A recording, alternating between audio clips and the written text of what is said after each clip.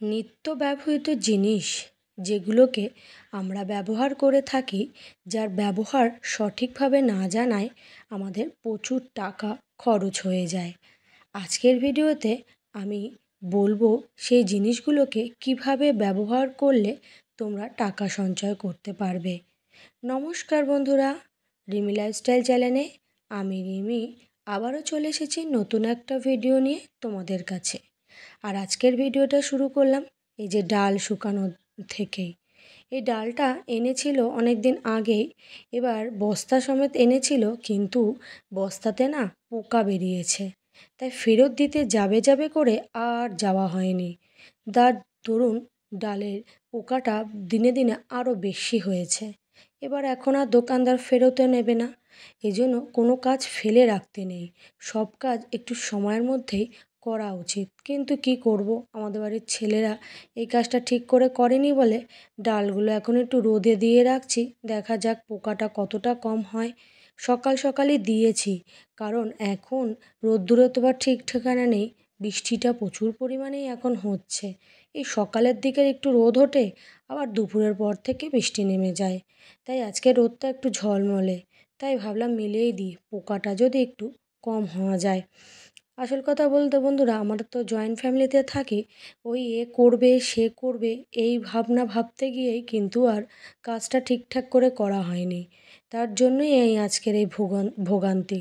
দেখতেই পাচ্ছ, এই ডালগুলোকে এখন শুকিয়ে পোকাটা কতটা বের করা যায় দেখা যাক। যাই হোক, এদিকে ডাল মিলেছি আর ওদিকে যে জামা কাপড় কেচেছিলাম সবার প্রথম, সেটা দেখাতেই ভুলে গেছি। এই যে সকাল সকাল উঠেই রোদ্দুর উঠেছে, আর ওদিকে হচ্ছে গিয়ে জামা কাপড় কাচবো না, তা কখনো হয় বলো তো? আসল কথা বন্ধুরা, এই যে মধ্যবিত্ত সংসারে আমাদের তো ঘরের কাজের সঙ্গে সঙ্গে বাইরেরও অনেক কাজ থাকে, সেগুলো তো করতে হবে। তার জন্য একটু কী করি, যে সকাল সকাল এই ঘরের কাজগুলো বলতে পারো, সেগুলোকে একটু তাড়াতাড়ি সেরে ফেলি। আর এই যে কাচাকুচি ধোয়া, এগুলো জামা কাপড় ধোয়া, বাসন মাজা, এগুলো একটু তাড়াতাড়ি করার চেষ্টা করি। আসলে বন্ধুরা, এই কাজগুলোই আমাদের নিত্যদিনের কাজ।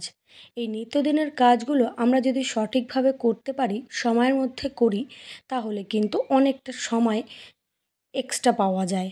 তাই জন্য সকাল সকালই মোটামুটি এই কাজটাকে সেরে ফেলছি। এবার রান্নাঘরে ঢুকে যাব। মোটামুটি রান্নার কাজটা কমপ্লিট করতে পারলে হাতে অনেকটা সময় কিন্তু আমি বের করে নিতে পারবো মেশিনে কাজ করার জন্য। তাই আমি মেশিনের কাজটা একটু, সত্যি কথা বলতে, টাকা সঞ্চয়ের জন্য আমার খুব প্রয়োজন। তার জন্য এই কাজটা আমি কিন্তু সময় করে বের করে নিই। আর এদিকেরও আকাশটা দেখো কত সুন্দর লাগছে, কত ভালো লাগছে। আর এমনিও এই সময়টাতে না আকাশটা পুরো নীল থাকে, দেখতে বেশ ভালোই লাগে। আর অন্য সময়গুলোতে কী হয়, হচ্ছে আকাশে রোদ্দুরের তাপে দেখা যায় না, বা আকাশ ভর্তি মেঘ থাকে, কিন্তু আজকের আকাশটা বেশ ভালো লাগছে। দেখো নীলের মধ্যে সাদা সাদা মেঘের অংশ কতটা যেন একদম পরিষ্কার ঝলমলে।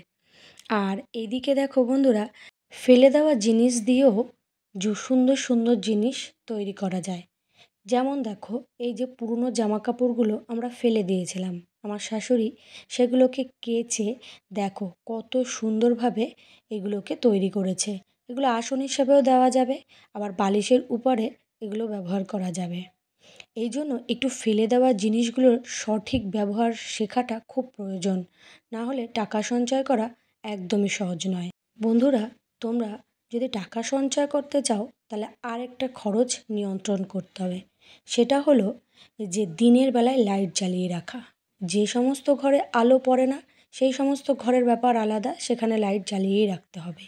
কিন্তু যে সমস্ত ঘরে জানলা রয়েছে, জানলা থেকে সহজেই আলো ঘরে প্রবেশ করে, সেই সব ঘরে বিনা কারণে আলো জ্বালিয়ে রাখাটা উচিত না। তাতে বিদ্যুৎ খরচ হয়, আর তোমারই সেই খরচটা দিতে হবে। তুমি যদি সেইটা একটু হিসাব করে চলো, তাহলে কিন্তু টাকা সঞ্চয় করতে খুবই সহজ হবে। আর বাজার ঘাটের বিষয় তো আমি সবসময় বলি যে বাজার করার আগে একটু লিস্ট করে নেওয়া দরকার। কি কি লাগবে। আর এখন বৃষ্টির সিজনে প্রচুর সবজি কিন্তু নষ্ট হয়ে যায়, তাই এক কারি কারি জিনিস কখনোই কিনবে না। একটু হিসাব করে অল্প আধটু কিনবে, যাতে তোমাদের অল্প দিনের মধ্যে শেষ হয়ে গেলেও কিন্তু তোমাদের যেন জিনিসগুলো নষ্ট না হয়, তাই জন্য। আর অন্য সময় তো তোমরা নিয়ে রেখে সংরক্ষণ করে রাখোই, কিন্তু এখন একটু বৃষ্টির সিজনে না প্রচুর পরিমাণে সবজি নষ্ট হয়ে যাচ্ছে, তার জন্য একটু হিসেব করে কেনো, হিসেব করে ব্যবহার করো, যাতে কোনো সবজি নষ্ট না হয়ে যায়। আর আগে না আমি অনেক সবজি কিনতাম, কিন্তু এখন এই বর্ষার কারণে না একটু অল্প অল্প করেই কিনি, কারণ ফ্রিজে রাখলেও বন্ধুরা নষ্ট হয়ে যাওয়ার সম্ভাবনাটা বেশিই থাকে, বর্ষার যেহেতু জল পড়ে সবজির গায়ে। তাই জন্য একটু সংরক্ষণ করে রাখো আর একটু বুদ্ধি করে বাজারঘাট করো। আর এদিকে দেখো বন্ধুরা, একটা খুব সুন্দর জিনিস, এই যে আমার ছেলে এখানে বসে টমেটো খাচ্ছিল, আর এই পাখিটা ওর পায়ের ধারে অনেকক্ষণ ধরে ঘুরঘুর ঘুরঘুর করছে, তাই যে একটু টমেটো ছেড়ে দিল ও কিন্তু উড়ে যায়নি। দেখো, ও পাখিটা ওই টমেটোটা খাচ্ছে। ভাল লাগলো, তাই তোমাদের সাথে শেয়ার করলাম। আর বন্ধুরা, আমাদের আরেকটা বিষয় কিন্তু প্রচুর পরিমাণে টাকা খরচ হয়ে যায়, সেটা হচ্ছে রান্নার কাজে। এই যে রান্নার কাছে যে প্রয়োজনীয় জিনিসগুলো তো জোগাড় করি, তার সঙ্গে সঙ্গে তো দরকার তো জ্বালানি। এবার সেই জ্বালানিটা আসে গ্যাস থেকে। আমাদের গ্যাসকে একটু সঠিকভাবে ব্যবহার করতে হবে। যখন তোমরা ভাত বসাচ্ছ, সেই ভাতের হাঁড়ির ঢাকনাটা দিয়ে দিতে হবে, যাতে ভাতের হাঁড়ির মধ্যে তাপ সৃষ্টি হয়, যাতে ভাতটা তাড়াতাড়ি ফোটে, তোমার গ্যাসটা কম পড়ে। আর এই যে তোমরা তেল প্রচুর পরিমাণে ব্যবহার করছো, সেই তেলটাকে যাতে একটু কম ব্যবহার করা যায়, অন্য রকম পদ্ধতিতে রান্না করা যায়, সেরকম একটু বিষয়টাকে লক্ষ্য রাখতে হবে। যেমন আমি এই যে ওল রান্না করেছি, আজকে কিন্তু জলে রান্না করেছি, লাস্টে নামিয়ে অল্প একটু তেলের ফোড়ন দিয়ে তারপর রান্না করেছি, যাতে তেলটা আমার অল্প লেগেছে। আর একটুখানি রান্নাবান্না হয়ে যাওয়ার পর গ্যাসের ওভেনটাকে না একটু পরিষ্কার পরিচ্ছন্ন করে রাখবে, বিশেষ করে এই মুখগুলো। এই মুখগুলো যদি তোমরা সবসময় একটু পরিষ্কার পরিচ্ছন্ন করে রাখো, তাহলে সহজে আগুনটা বেরোবে আর উপর দিকে তাড়াতাড়ি উঠবে, তাহলে তোমার রান্নাটাও তাড়াতাড়ি হয়ে যাবে। এই সমস্ত বিষয় যদি তোমরা একটু সতর্ক থাকো, তাহলে দেখবে টাকা সঞ্চয় করতে তোমাদের একদমই অসুবিধা হবে না। মধ্যবিত্ত ঘরে টাকার খরচ কিন্তু হয় এই সমস্ত বিষয়গুলোতেই একটু বেশি, তাই তোমরা সবসময় এই সমস্ত বিষয়গুলোকে একটু সতর্ক থাকো এবং সচেতন থাকো।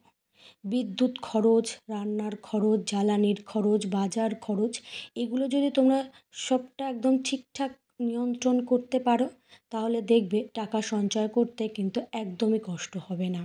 আমাদের সাধারণ মধ্যবিত্ত ঘরের টাকা খরচ কিন্তু এই অংশেই বেশি খরচ হয়ে যায়, তাই জন্য এই সমস্ত বিষয়গুলোকে একটু সচেতনভাবে ব্যবহার করাই উচিত। যাই হোক বন্ধুরা, সব কিছুই আমি তোমাদের সাথে সুন্দরভাবে শেয়ার করলাম, আশা করি তোমরা সকলেই বুঝতে পারবে। আর এদিকে রাতের খাবার বসিয়ে দিয়েছি, আজকে একটু রাতে রুটি তরকারি করব। রুটি তরকারি বলতে আজকে আলু পটলের তরকারি করব আর রুটি করব।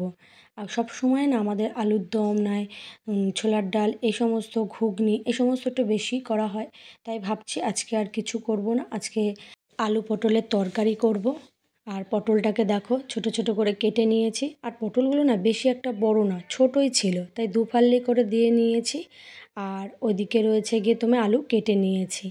মোটামুটি আলু পটলের তরকারি আর রুটি রাতের জন্য এনাফ। যাই হোক, আজকের এই ভিডিওটা যে সকল নতুন বন্ধুরা দেখছো, ভিডিওর কোনো অংশ, কোনো কথা যদি তোমাদের খুব ভালো লাগে, তাহলে অবশ্যই সাবস্ক্রাইব করে আমার পাশে থেকো। আর যারা পুরনো বন্ধু আমার এই ভিডিওটা দেখছো, পুরনো বন্ধুর জন্য রইল আমার তরফ থেকে অনেক অনেক ভালোবাসা। তোমরা এইভাবেই আমার পাশে রয়েছো বলে আমি এতদিন ভিডিও ছাড়তে পারছি, এবং তোমাদের কমেন্টের দ্বারাই আমি খুবই আকর্ষিত হয়ে কিন্তু নতুন নতুন ভিডিও তৈরি করতে পারছি। তোমাদের ভালোবাসা ছাড়া আমি কিছুই না। আর এদিকে কথা বলতে বলতে দেখো রাতের তরকারি প্রায় জোগাড় করে ফেলেছি। আর রাতের তরকারিতে না তেমন পেঁয়াজ রসুন দেবো না, হালকা করেই রান্না করব। এটা রাতের খাবার তো বেশি একটা ঝামেলা করব না, স্বাস্থ্যের দিকেও তো লক্ষ্য রাখতে হবে। এই যে মোটামুটি রান্নার জোগাড় হয়ে গেছে। ওদিকে একটু ঘরের দিকে গিয়েছিলাম, ছেলে চালগুলোর ঢাকনা নাকি খুলেছে, তাই আমি আবার ভালো করে ঠিকঠাক করে গুছিয়ে রেখে আসছি, যাতে জিনিস নষ্ট না করে। যাই হোক বন্ধুরা, একদম ভিডিওর অন্তিম পর্যায়ে চলে এসেছি। আশা করি তোমাদের ভালো লাগবে। আর কোনো কথায় যদি ভুল হয়ে থাকে তাহলে অবশ্যই কিন্তু ক্ষমা করে দিও, ভালোবেসে আমাকে কাছে ডেকে নিও। আর আজকের মতন টাটা। সকলে কিন্তু ভালো থেকো, সুস্থ থেকো। আবার দেখা হবে নতুন অন্য কোনো ভিডিওতে। আজকের মতন টাটা।